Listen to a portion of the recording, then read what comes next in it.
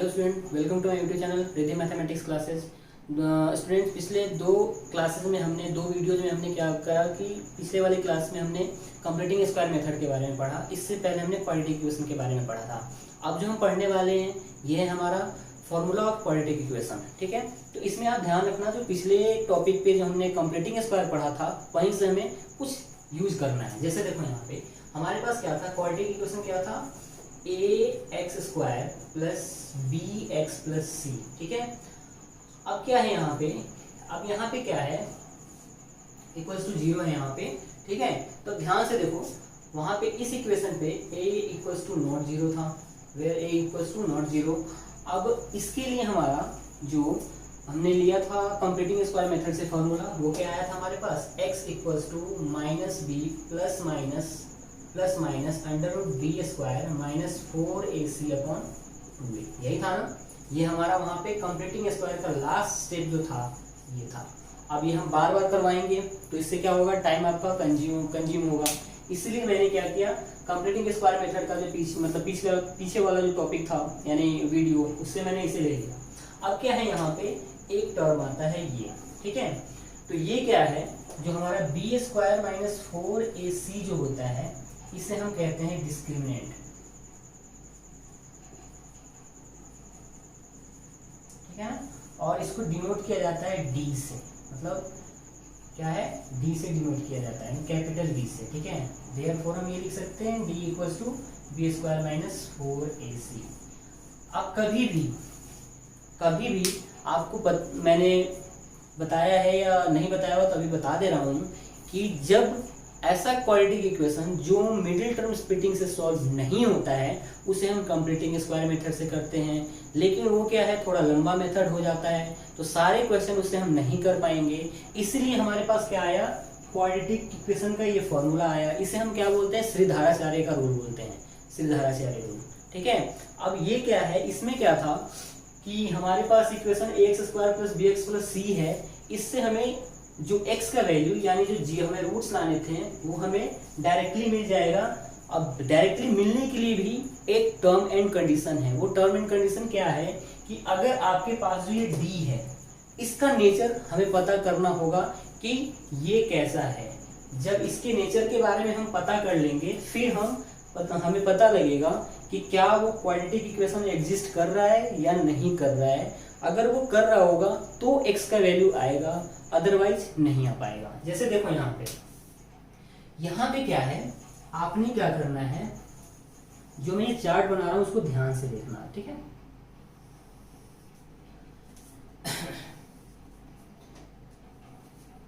यहाँ टॉपिक में है नेचर ऑफ डिस्क्रिमिनेंट। स्टूडेंट्स, ऐसा है कि आप राइटिंग पे मत जाना, क्योंकि मैं बचपन से राइटिंग पे ज़्यादा ध्यान नहीं दे रखा था, इसलिए ऐसा राइटिंग है। और ख़ास करके बोर्ड पे और ज़्यादा ख़राब हो जाता है, तो प्लीज़ इस पर माइंड मत करना। सिर्फ आप यहाँ देखो कि क्या है। अगर पहला कंडीशन हमारे पास है, फर्स्ट कंडीशन है हमारे पास कि इफ़ b² माइनस 4ac, और इसको हम क्या बोलते हैं, इक्वल्स टू, इसे हम d भी बोलते हैं। अगर ये, ठीक है ना, और d लगा दो, इक्वल्स टू d होता है, ऐसे लिख देते हैं। चलो, d equals to b² minus 4ac अगर ये ग्रेटर देन 0 हो, यानी अगर इसका वैल्यू किसी इक्वेशन में जहाँ पे हमें क्या करना है, a, b और c भी हमें फाइंड करना होगा। ये अगर इक्वेशन है तो a, b, c भी लेना होगा। यहाँ से हम d के बारे में फाइंड करेंगे, यानी b² माइनस 4ac को निकालेंगे। अगर ये b² माइनस 4ac अगर 0 से बड़ा है, ठीक है ना, 0 से बड़ा है, देन टू, ठीक है, distinct real and distinct root आएगा। रियल एंड डिस्टिंक्ट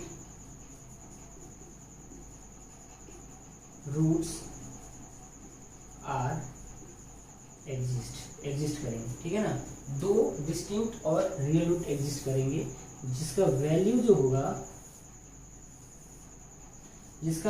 होगा वो इस तरह से होगा, x equals to minus B plus under root B D लिख देता हूँ सिर्फ, क्योंकि आपको पता हो ही गया है कि b² माइनस 4ac को क्या लिखते हैं, d। डी अपॉन 2a, और दूसरा जो होगा वो होगा minus B minus under root D upon 2a, ठीक है, ये होगा, ठीक है। अब इसके बाद अगला देखो,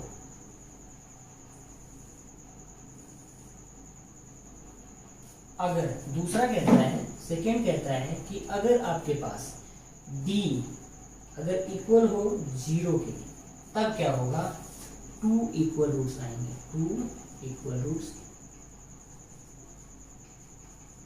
आर एग्जिस्ट, ठीक है। कैसे, पहले यहाँ मैं बता देता हूँ। अगर मानो यहाँ पे x इक्वल्स टू क्या है हमारे पास, x इक्वल्स टू हमारे पास, या यहीं से देख लो आप, यहाँ पे लिखता हूँ, वहीं से पता चल जाएगा आपको कि अगर मैंने x इक्वल्स टू पहला लिया minus B plus under root 0 upon 2a, क्या आ जाएगा बताना, ये वैल्यू 0 हो गया तो हमारे पास क्या आ गया, माइनस बी अपॉन 2a आ गया, ठीक है ना, ठीक है। इसके बाद दूसरा देखो, माइनस बी, फिर यहाँ पे minus under root 0 upon 2a, तो क्या आ गया, minus B upon 2a। Therefore हमारा x का जो वैल्यू हो जाएगा कितना हो जाएगा, minus B upon 2a and minus B upon 2a, ठीक है। ये हमारा बॉक्स में आपका जो है, आप देख सकते हो यहाँ से, ये डिटेल आप देखोगे आपको समझ में आ जाएगा, ठीक है। इसके बाद नेक्स्ट जो है थर्ड नंबर, अगर ये कहता है कि d इज ग्रेटर देन 0, तब क्या होगा, no root exist, no roots exist, no real root are exist, no real roots are exist, ठीक है ना, रियल रूट एग्जिस्ट नहीं करेगा। कैसे, अगर मैंने जीरो से छोटा होने की बात करता है, ठीक है ना, 0 से छोटा, यानी 0 से छोटा होने की बात का मतलब हो गया कि 0 से छोटा क्या होगा, नेगेटिव में आ जाएगा, नेगेटिव में आ जाएगा। तो नेगेटिव में आने का मतलब हो गया कि आप ऐसे कर सकते हो, x इक्वल्स टू अगर लिखोगे minus B plus under root minus D upon 2a। तो एक बात बताओ, ये हमारे रूट के अंदर अगर मैं माइनस अंडर रूट 4 करूँ तो क्या इसका माइनस अंडर रूट माइनस 4 है, तो ये क्या है, परफेक्ट स्क्वायर है, नहीं, ये नहीं है परफेक्ट स्क्वायर। अब इसको हम क्या करते हैं, आगे अगर हमें पढ़ेंगे, अगर आगे फ्यूचर में बढ़ते हैं तो हम 4 इंटू माइनस 1 करते हैं, ठीक है ना, और ये क्या हो जाता है, ये 2 और अंडर रूट माइनस 1 हो जाता है, ठीक है ना, और इसको हम लिखते हैं माइनस 1 हो गया, इसको हम क्या लिखते हैं, 2 इंटू आई लिखते हैं, जहाँ आई इक्वल्स टू क्या होता है, आयोटा होता है। ये आगे की बात है, ये आपके 11th की बात है, इसको समझने की जरूरत नहीं है, ठीक है। ये बस आपको समझाने के लिए मैंने बताया कि यहाँ पे रियल रूट एग्जिस्ट नहीं करेगा, तो आपको ये लिखने की भी जरूरत नहीं है, डायरेक्टली यहाँ क्या करोगे आप, क्रॉस एंड क्रॉस कर दोगे, खत्म कहानी। जब है ही नहीं तो लिखने की क्या है, जरूरत ही नहीं है अब, ठीक है। अब आते हैं इसके कुछ क्वेश्चंस के बारे में, हमें क्या करना है, कुछ क्वेश्चंस पढ़ने हैं, ठीक है। तो चलो इसमें कुछ क्वेश्चंस करते हैं, ठीक है, और उसके बाद फिर हम एनसीईआरटी करेंगे, एनसीईआरटी की क्वेश्चंस को करेंगे, ठीक है। आप देखो यहाँ क्या है, solve the following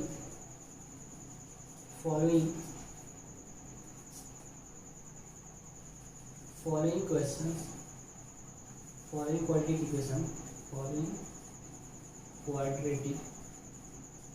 equation, by quadratic formula, by using quadratic formula, ठीक है। मैं बोल रहा हूँ, अगर राइटिंग में अगर प्रॉब्लम हो तो प्लीज आप मैं इसीलिए अगर राइटिंग में प्रॉब्लम है इसलिए मैं बोलकर ज़्यादा कर रहा हूँ कि आप वहाँ से समझ लेंगे। Solve the following quadratic equation by using quadratic formula, ठीक है।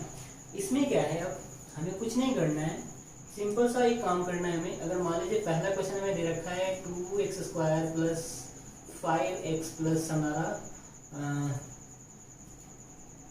2x² प्लस 9x प्लस 4 दे रखा है इक्वल टू 0, ठीक है। तो क्या करोगे आप इसको, पहला चीज। दूसरा क्वेश्चन हमारे पास दे रखा है कि हमारे पास 2x² प्लस 5x प्लस 8 दे रखा हुआ इक्वल टू 0, दूसरा। तीसरा दे रखा है x² प्लस 2x+1 दे रखा है इक्वल्स टू 0 दे रखा है। ठीक है, ये 3 क्वेश्चंस में करवाता हूँ, तीनों 3 अलग अलग चीज़ों के पे हैं, यानी तीनों कॉन्सेप्ट के बारे में है। तो आप देखो पहले फर्स्ट क्वेश्चन को करते हैं। हमारे पास क्या है 2x² प्लस 9x+4 इक्वल्स 0 है। तो सबसे पहले यहाँ से आप क्या करोगे, a क्या है हमारे पास 2 हो गया, b क्या है 9 हो गया, एंड c क्या है हमारे पास, एंड c इक्वल्स हमारे पास क्या है 4 है। तो हम क्या करेंगे, पहले d निकालेंगे। तो d हमारे पास कितना आ जाएगा, b² - 4ac। ठीक है, तो आप यहाँ करोगे b² - 4ac, तो b हमारे पास क्या है 9, तो 9 का स्क्वायर हो गया, -4 इंटू a क्या है 2 है, और c क्या है हमारे पास 4 है। तो कितना हो गया 81 - 4 4 से 16, 16 2 या 32। ठीक है ना, सब्ट्रैक्ट करो, 11 से 2 9 हो गया, 7 से 3 4 हो गया 49। देखो ध्यान से, 11 से 2 9, 9 to 11 होता है, फिर यहाँ बचा 7 से 3 गया तो यहाँ 4 हो गया 49। ठीक है, ठीक है। अब क्या है कि हमें निकालना क्या है, हमें निकालना है x।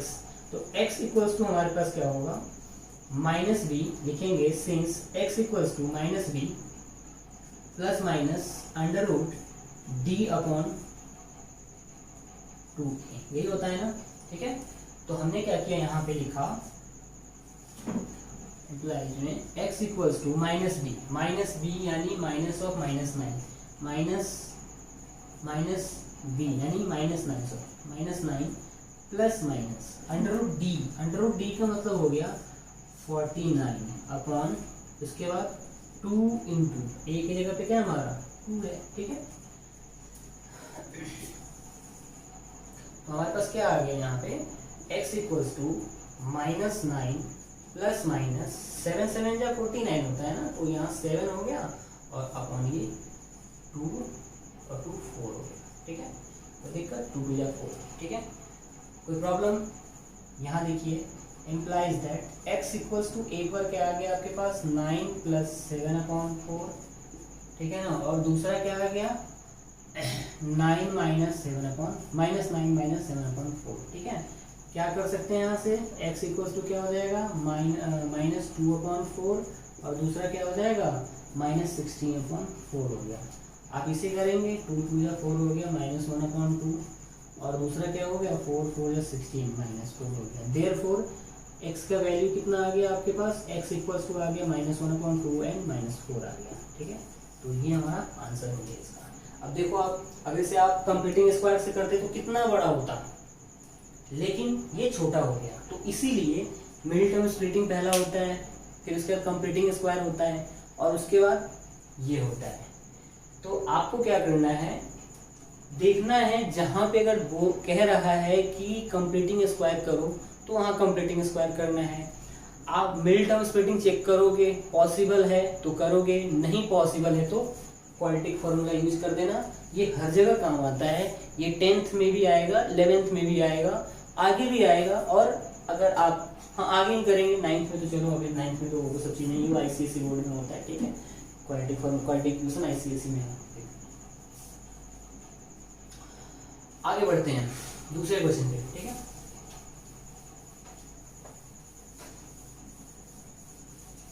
दूसरा क्वेश्चन हमारे पास है, सेकंड क्वेश्चन है हमारे पास 2x² plus 5x plus 8 equals to 0। ठीक है, अब क्या है यहाँ पे कि यहाँ पे मैंने सबसे पहले क्या करना है, कलेक्शन करना है a b और c को। मतलब कलेक्शन का मतलब कलेक्ट करना है कि a क्या है, b क्या है, c क्या है, हमें ले लेना है। ठीक है, यानी हम यहाँ पे लिखेंगे a b और c।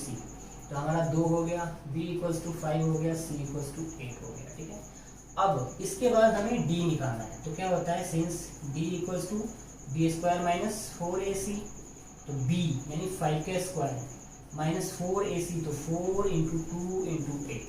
देखो यहाँ 25 माइनस 4 2 8 8 8 8 8 64 हो गया। ठीक है, 4 2 8 8 8 64 हो गया। तो अब देखो यहाँ 4 से 14 से 5 गया 9। ठीक है, यहाँ 5 5 से 2 गया 3 -39। ठीक है, 64 से 25 देखो यहाँ 64 25 करके देख लो, 14 से 5 गया 9 हो गया, और यहाँ से 5 से 2 गया 3 हो गया। ठीक है ना, लेकिन ये माइनस में है इसलिए -39 करना है। ठीक है, अब क्या है यहाँ पे लिखेंगे, since d is less than 0 therefore D is less than there is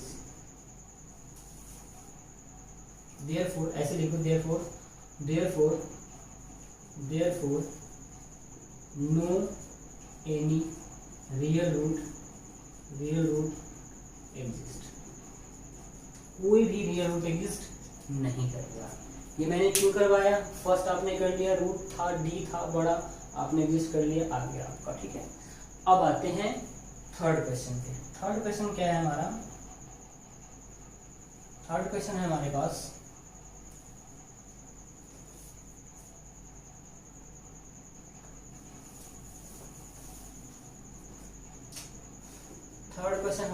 है x square plus 2x plus 1 equals 0 है।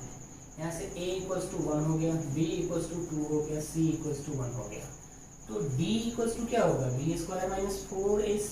ठीक है ना, तो आप क्या कर सकते हो यहाँ से, b स्क्वायर यानी 2 का स्क्वायर माइनस 4ac, तो 4 इंटू 1 इंटू 1। ठीक है, तो कितना आ गया, आप बताओ यहाँ पे 4 माइनस 4 क्या आ गया, यहाँ पे 0 आ गया। तो इसका मतलब d 0 हो गया, तो हमें लिखना है since d equals to 0 therefore two equal roots are exist कर रहे हैं। अब वो कौन कौन सा होगा, तो आप डायरेक्टली लिखना चाहते हो तो x इज इक्वल टू क्या होता है, minus B upon a and minus B upon a होता है। ठीक है, तो आप यहाँ लिख लो माइनस बी यानी माइनस 2 अपॉन 1 माइनस 2 अपॉन 1। ठीक है, ठीक है, देखकर तो हमारा वैल्यू क्या आ गया, -2 यानी x का वैल्यू क्या आ गया, -2 आ गया। ठीक है, ये हमारा आंसर हो गया। ठीक है, चलिए अब इसी के साथ आज के ये क्लास, आज के वीडियो कंप्लीट होता है। अगले वीडियो में अब हम एनसीईआरटी के क्वेश्चंस को सॉल्व करेंगे। ठीक है, तो तब तक के लिए बाय बाय, गुड नाइट।